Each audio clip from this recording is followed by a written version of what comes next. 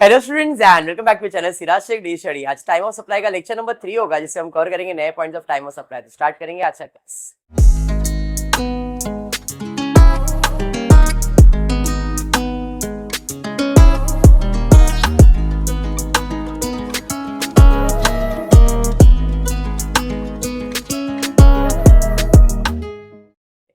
In the previous class service और goods सब complete किया था। आज एक छोटा सा रिवीजन नहीं और कुछ नया भी आज सीखने वाले टाइम ऑफ सप्लाई में। क्या नया सीखने वाले? तो पहले तो रिवीजन जैसा ही रहेगा, एक दो सम, उसके बाद नया पॉइंट आपको देने वाला, वो इंपॉर्टेंट रहेगा आपके एग्जाम के पॉइंट ऑफ व्यू से। ठीक है, क्वेश्चन देखते दिया क्या गया है। Find the time of supply in the following case. एक एक करके आंसर देंगे, मैं रैंडमली पूछूंगा, रैंडमली जिसका भी नाम रहेगा वो आंसर देगा। डेट ऑफ रिमूवल दिया है, डेट ऑफ इनवॉइस दिया है, date of receipt of payment दिया है। किसका है? आपका है। वेरी, कौन सा फोन है आपका? ये वाला है।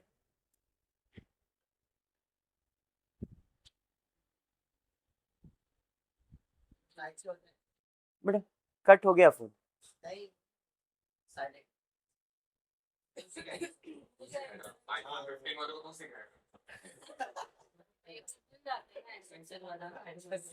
समझ में आया?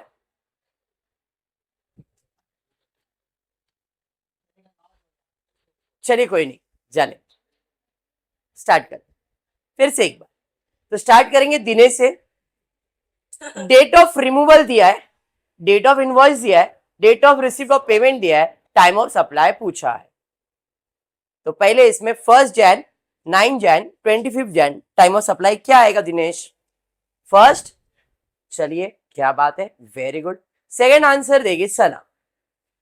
23 जैन, 1 जैन, उसको आंसर देने की जरूरत नहीं थी आपको, ऐसा बता रहा हूं। और 5 जैन, कौन से डेट को कंसीडर किया जा रहा है? कौन से डेट को कंसीडर किया जा रहा है? Date of removal, date of invoice, whichever is earlier, इसे मोमेंट ऑफ गुड्स कहते हैं। चलिए ठीक है। Asif 14 Jan, 14 Jan, 14 Jan and 11 Jan. समझ में आया? पेमेंट आता नहीं है तो यही दोनों में कंसीडर किया जाएगा। Very good.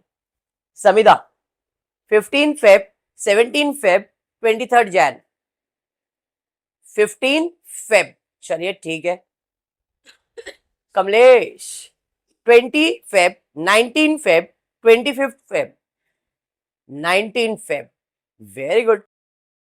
लास्ट कुलदीप तो रहेगा ही, बिना कुलदीप के एंड नहीं होगा। कुलदीप 15, 16, 5। हाँ फिर रुक रहा हूं मैं। बेटा तू कुलदीप है? कुलदीप आज क्या है? 15 है मेरे लिए 40। हाँ ये तो एकदम ट्रॉफी जीत गया बेटा, इतना ताली बजाया इसके लिए तूने। वही काफी, वो तो आज है, एग्जाम में नहीं करता है वो। चलो आगे बढ़ते हैं। Next, find the time of supply in the case of following. देखो क्वेश्चन में मूवमेंट ये सब नहीं है। Date of statement of account, invoice, receipt of payment है, तो आपको ये समझ में आया ये कंटिन्यूस सप्लाई है। तो कंटिन्यूस सप्लाई के अंदर आ रही है डेट ऑफ इनवॉइस और स्टेटमेंट, ये दो चीज इंपॉर्टेंट होता है, बराबर है। तो हम स्टार्ट करेंगे केविन से। केविन पहला answer 30th November, 5th of December, 11th of December. 30th of November, क्या बात है। Next Soni 5th Jan, sorry 5th November, 5th November, 4th नवंबर।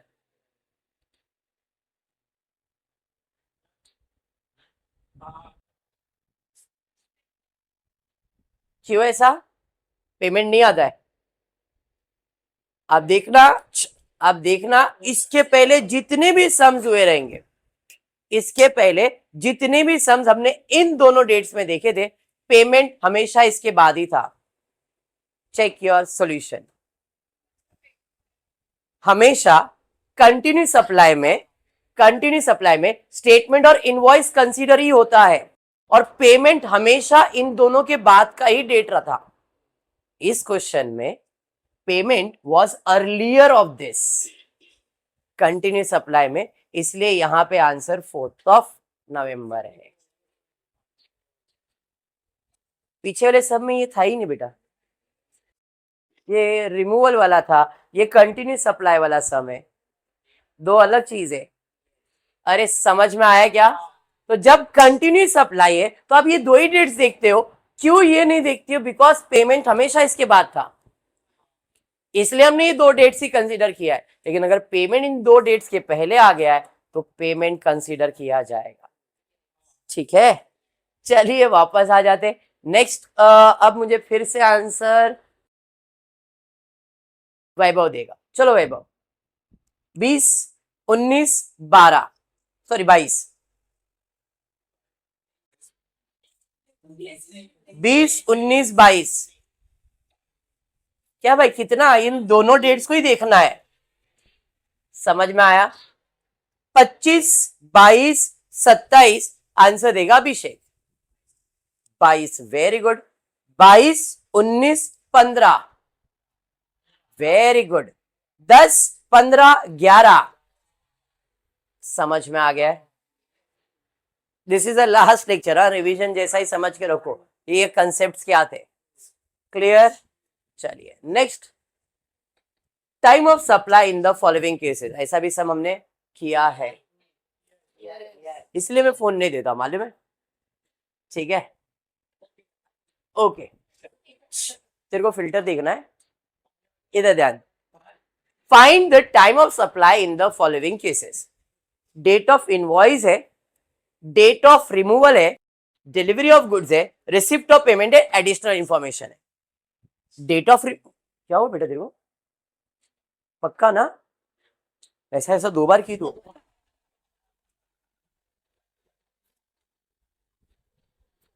पक्का ना भाई? देखो देखने का मजा आ रहा है, कैसा कैसा है ना?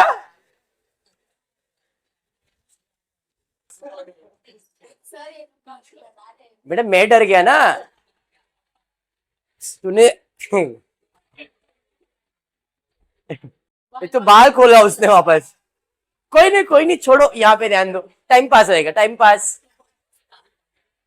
वैभव तू इधर ध्यान दे बेटा, वो ट्रांसफर भी होता है। Date of invoice, date of removal, जैसे डेट ऑफ रिमूवल आया आपको ये समझ में आना है मूवमेंट ऑफ गुड्स है, और मूवमेंट ऑफ गुड्स में ये डेट्स कंसीडर नहीं होता है। 28 और 27 which ever is earlier. Clear हो गया? मैं अभी भी बोल रहा हूं कि तुमको ये डेट समझना है और सम का कंसेप्ट कि कौन से टाइप का, ये बस खत्म हो गया टाइम ऑफ सप्लाई। नेक्स्ट उसके बाद है 18, 18, 22। पक्का?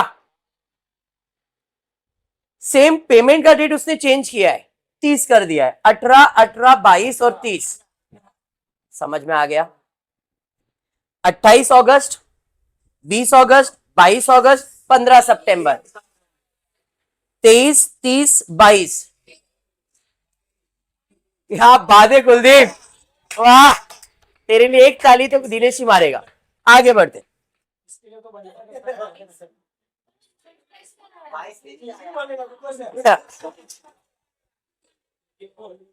ऑलरेडी 22 राइट है? राइट है पूछ रहा हूं मैं, रॉन्ग है। वंस अगेन, सबर है क्या?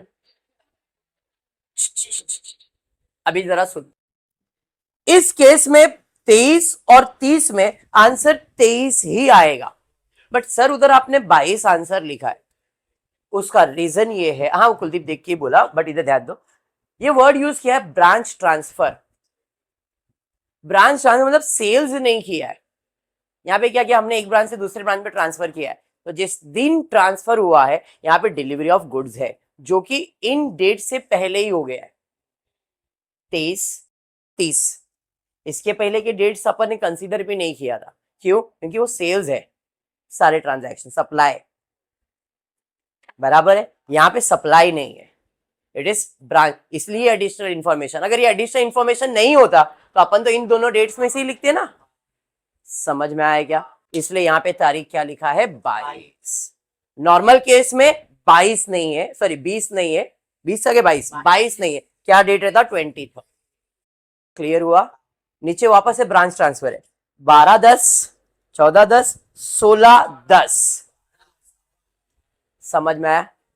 देखो क्लियर हुआ? अभी ब्रांच ट्रांसफर के सम्स भी क्लियर। वापस एक बार बोलता हूं, ध्यान। अगर ये सप्लाई होता, किसी और को बेचा रहता, तो हम यही दो डेट्स देखते हैं ना बेटा। डिलीवरी ऑफ गुड्स पहले भी हो गया है तो भी बिल तो बनाया ही नहीं है। जब बिल बनाए तो टाइम ऑफ सप्लाई कैसे होगा? क्लियर हुआ क्या? बट इस दोनों केस के अंदर ब्रांच ट्रांसफर है, तो ब्रांच ट्रांसफर में जिस दिन ब्रांच में आ गया भाई, हमारे लिए तो गुड्स आ चुका है, हमारा ब्रांच का ही लेन देन है, तो बिल तो आप बना के दोगे जिस तारीख को उसी दिन आएगा, तो वही मेरा टाइम ऑफ सप्लाई है। चाहे पेमेंट या बिल बाद में भी बनता है, जिस दिन गुड्स आ गया है वो मेरा टाइम ऑफ सप्लाई बन गया है। इसलिए यहाँ पे ये डिलीवरी ऑफ गुड्स लिया गया। वो तुक्का कुलदीप ने मारा है, बट फैक्ट वही है। क्लियर कुलदीप? हाँ हाँ आता है उसको, आता है बर्थडे याद रहता है उसको, याद है? क्लियर है? आगे बढ़ते, चलो next. Determine the time of supply in the following cases, the rate of, yes ये आज नया पढ़ने वाले जरा ध्यान देना।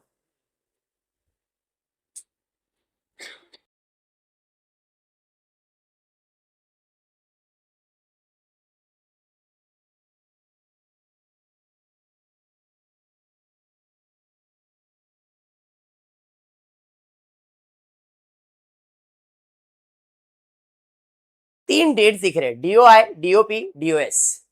डेट ऑफ सप्लाई या service, date of payment and date of invoice. मतलब किस दिन गुड्स गया, किस दिन बिल बना, किस दिन पेमेंट। अब ये जो कंसेप्ट बता रहा हूं जरा ध्यान से सुनो और समझो। ये कंसेप्ट क्यों लाया गया है आपके लिए, आपके सिलेबस में, कि जो जीएसटी का रेट था 2017 में जब लाया गया था, तो जीएसटी के पहले एमवैट चल रहा था 2017 में। 2017 में एमवैट भी था और जीएसटी भी था, तो एमवैट का रेट अलग था, जीएसटी का रेट अलग था। तो अब ये पूछा जा रहा है कि मुझे एमवैट लगेगा क्या मुझे जीएसटी लगेगा। मतलब जब रेट चेंज होता है, टैक्स चेंज होता है, तो हमको कौन सा टैक्स भरना है? जीएसटी का टैक्स भरना है कि एमवैट का भरना? अब जीएसटी एमवैट ऐसा वर्ड यूज नहीं किया जाएगा, आपको दो रेट्स दिए जाएंगे, टैक्स के दो रेट, अलग अलग रेट दिए जाएंगे, जैसे इस क्वेश्चन में भी दिया है। Determine time of supply in the following is, the rate of GST was declared to 5% on 31 October 22। 31 October 2022 को जीएसटी का रेट कितना डिक्लेयर किया गया था? और उसके पहले, मतलब इस तारीख के पहले जो रेट ऑफ टैक्स चल रहा था वो कितना % चल रहा था? मतलब दो अलग टैक्स रेट चल रहा था। 13 अक्टूबर 22 के बाद रेट क्या है? 5%। और इसके पहले रेट क्या था? बराबर है। अब मेरे को यह देखना है कि जो सर्विस मैंने किया है वो इधर किया है या इधर किया, पेमेंट मैंने इधर किया है या इधर किया है, बिल मैंने इधर बनाया या इधर बनाया। मतलब तीन डेट्स होंगे और तीन डेट्स आपको ये चेक करना है कि वो पहले वाले या बाद वाले। ध्यान से सुनो क्या बोलो, ये तीन डेट्स रहेंगे और वो तीन डेट्स इधर है या इधर है। मैक्सिमम दो डेट्स जिधर आएगा, मैक्सिमम दो डेट्स जिधर आएगा वो रेट एप्लीकेबल हो जाएगा। दो डेट्स जिधर जाएंगे, जैसे फॉर एग्जांपल इनवॉइस इधर आया बट ये दोनों डेट इधर आया, तो टैक्स रेट क्या चलेगा? अगर ये दो डेट इधर आया और ये अकेला उधर आया, 18%। ये और ये इधर आया और ये अकेला, मतलब जिधर दो वोट्स मिल गए वो विनर है भाई, वो परसेंटेज आपको टैक्सेबल हो। समझा ये? हाँ, क्या है कंसेप्ट क्लियर? 3 डेट्स है, डेट ऑफ सर्विस है, डेट ऑफ इनवॉइस है, डेट ऑफ पेमेंट। वैल्यू मतलब कितने का सर्विस आपने प्रोवाइड किया और कितना टैक्स चार्ज होगा, यही फाइंड। क्लियर? कभी कभी ये भी नहीं देंगे, खाली डेट से पूछेंगे। ओके है? चल तो कंसेप्ट स्टार्ट करते।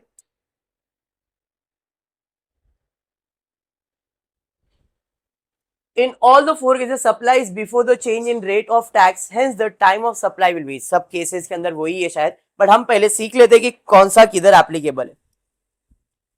पहले वाले केस में अक्टूबर और ये कभी है सितंबर।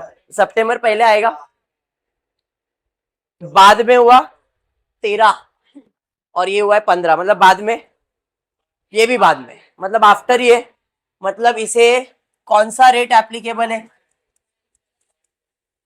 बराबर। यहां पे 17 सितंबर, 16 और 15 5% न्यू रेट एप्लीकेबल होगा। 2 वोट सुधरे। सितंबर, सितंबर, अक्टूबर, इधर 18% एप्लीकेबल होगा। अरे बात समझ में आया? हाँ, सितंबर, अक्टूबर, सितंबर, समझ में आ रहा है? क्लियर है? हाँ नहीं, हाँ समझ रहे, चलो ठीक। अब किसका है?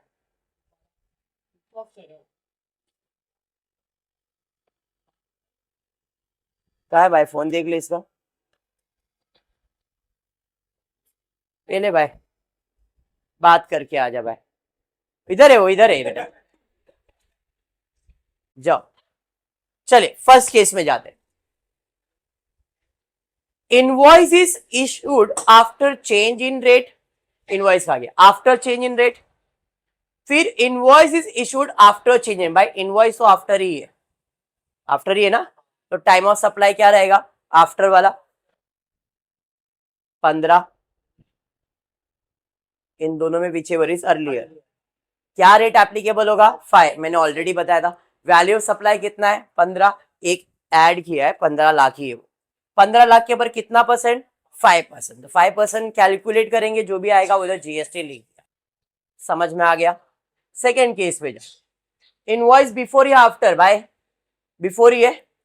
16 और 15 में अर्लियर क्या है? 15। अरे हाँ, कितना परसेंट? 5%। 20 लाख का 5% मतलब 1 लाख, बराबर है। थर्ड केस में जा रहा हूं।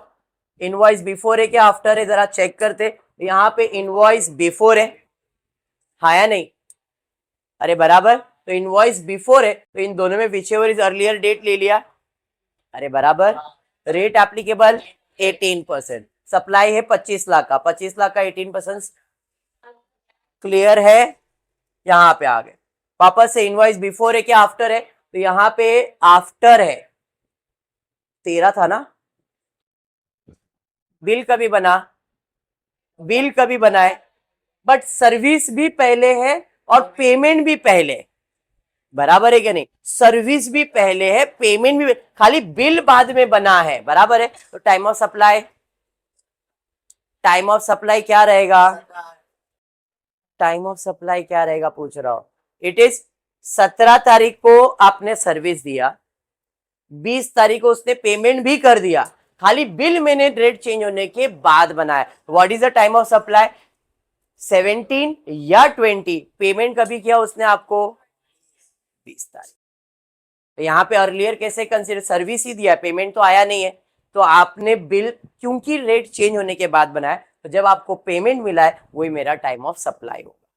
लिख के लेना। अगर आपका सर्विस इनवॉइस जो है वो पहले बनाए कि बाद में बनाए? सर बाद में बनाए, रेट चेंज होने के बाद बनाए, तो ऐसे सिचुएशन में सर्विस और पेमेंट में हमेशा क्या रहेगा? Payment, time of supply. Clear हुआ? चलिए रेट क्या रहेगा यहाँ पे? 18%। सप्लाई कितने का? 30 लाख का। 30 लाख का 18% आ जाएगा 54, 5,40,000। टोटल करेंगे तो इतना जीएसटी भर देगा। समझा कंसेप्ट क्या है? इतना जीएसटी उसको चार्ज हो।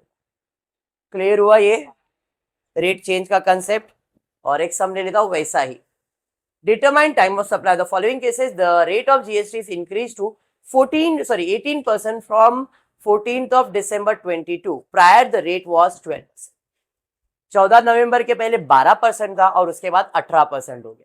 अलग अलग केसेस है, इनवॉइस यहाँ पे दिया गया, बराबर है। चलिए फर्स्ट केस में देखिए, बिल कभी बनाया गया है, बिफोर या आफ्टर? 9 अक्टूबर है, रेट कभी है? 14 दिसंबर, तो अक्टूबर में बिल बन गया है ना, तो पहले ही बना है। पेमेंट बाद में हुआ है, सर्विस पहले ही हुआ है, तो ओल्ड रेट एप्लीकेबल होगा, हाँ या नहीं? एंड टाइम ऑफ सप्लाई क्या रहेगा? इनवॉइस पहले का ये ना, यहाँ पे पेमेंट तो बाद में हुआ है ना, अरे समझा? तो इनवॉइस रेट क्या रहेगा? 12%। सर्विस का अमाउंट दिया है, हाँ 10,000, 10,000 का 12% 1200। अरे बात समझ में? कब ये देंगे भी नहीं, कभी कभी खाली इतना ही पूछेंगे, ठीक है। सेकेंड केस में जाते हैं, 3 दिसंबर 14 मतलब पहले ही ये बिल, सर्विस भी पहले, पेमेंट भी पहले ही हो गया है, बराबर है। तो यहाँ पे टाइम ऑफ सप्लाई क्या रहेगा? टाइम ऑफ सप्लाई क्या रहेगा? सब डेट पहले ही है,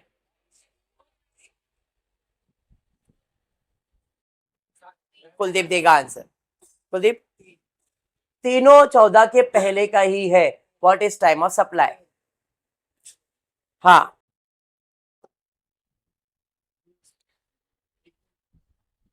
क्या क्या है? पक्का 100%? 20, 3 और 7 में अर्लियर 20 तारीख है, क्योंकि तीनों डेट पहले के है ना, तीनों डेट पहले के। अगर बिल का रहता तो डेट ऑफ पेमेंट रहता ना, अगर इनवॉइस बाद में होता तो डेट ऑफ पेमेंट लेते, यहां पे तो तीनों डेट पहले है। समझ में आया? तो विच एवर इज अर्लियर। अब रेट क्या रहेगा? 12%, 20,000 का 12, 2,400। चलो ठीक है, थर्ड केस में जाते। बताओ इनवॉइस पहले के बाद में? पहले, सर्विस भी पहले, पेमेंट भी पहले। अभी इसका आंसर तो फिर से कुलदीप ही देगा। कुलदीप, सेम रेट कितना रहेगा? 30,000 का 12%, 3,600, 3,600 कैलकुलेट करो, 3,600 ही आएगा। इतना तो समझ में आता ही है, वो अमाउंट रॉन्ग हो गया वहां पे, लेकिन 3,600 ही आएगा। हाँ तो मैं वही बता रहा हूँ ना बेटा, इतना तो कैलकुलेशन होना चाहिए बेटा। समझा ना यार, तू भी बोल ही नहीं पाता है। 22 दिसंबर डेट के बाद, पेमेंट पहले, सर्विस भी पहले, बिल बाद में बना है बट पेमेंट पहले हो गया है। अभी बताया था ऐसे केस में। रंजना बोली मैं बोलूंगी 10 तारीख। समझ में आया? रेट क्या एप्लीकेबल होगा? 12%। समझ में आया क्या? कितना है? 40,000 का 12%, 4,800। क्लियर? टोटल ऐड करना, इधर 3,600 है, बराबर है, तो ये 800 पूरा राउंड फिगर आएगा ये, ठीक है, क्योंकि 600 है, 200 है और 800 है, तो राउंड फिगर हो जाएगा। तो टोटल राउंड है, क्योंकि टेक्स्ट बुक में शायद इधर 9,000 ही दिया है, इसकी वजह से सेम टोटल आएगा। डन है? क्लियर? आज शायद इतना ही है, यस आज इतना ही। तो यहाँ पे भी complete up with time of supply. Time of supply wind up कर देता हूँ। अब एफए के लेक्चर्स चालू करता हूँ। टैक्स को होल्ड पे डालते, बराबर। अब टैक्स होल्ड होगा, अमालगमेशन से स्टार्ट करेंगे, लिक्विडेशन ले लेंगे, लिमिटेड लायबिलिटी पार्टनरशिप जो भी है तुम्हारा, वो वाइंड अप करूंगा। पहले एफए, कॉस्टिंग तुम्हारा चल ही रहा है, एफए है ना आपको? हाँ हाँ, लेकिन मेरा टैक्स हो गया खत्म, ठीक है, क्लियर। तो we start with FA. Costing तुम्हारा अभी कॉन्ट्रैक्ट कॉस्टिंग बचा है खाली पढ़ाने के लिए, बराबर है। तो देखता हूं अगर कॉन्ट्रैक्ट हुआ तो कॉन्ट्रैक्ट पढ़ा दूंगा, या तो अमालगमेशन वगैरह कुछ भी एक टॉपिक स्टार्ट कर देता हूं, ठीक है क्या? एग्जाम्स तुम्हारे, मैं अभी भी बोल रहा हूं कि मार्च एंड में ही पकड़ो, मिड ऑफ मार्च भी बहुत कम चांसेस लग रहे, 17-18 के बाद ही एग्जाम्स आएंगे। फिर भी इतना दिन नहीं है, बिकॉज आज 20 को अपन चल रहे, 21 तारीख हो गया आज, तो फरवरी के 7 दिन बचे, 8 दिन, उसके बाद मार्च आ जाएगा। तो आप ये सोचो आपके पास टाइम नहीं है, पढ़ना चालू करो। स्टडी प्लान ऑलरेडी दिया हुआ है तुम लोग को, डेट वाइज क्या क्या पढ़ने का है। जो प्रैक्टिकल क्वेश्चन मैं शेयर करता हूँ, थियरी क्वेश्चन भी शेयर कर देता हूँ, पढ़ना चालू करो। ठीक है, आज इतना ही करते हो। फुली वीडियो पसंद आए तो प्लीज वीडियो को लाइक कर देना, फ्रेंड ग्रुप में शेयर करना, चैनल को सब्सक्राइब करना। Thank you for watching the video.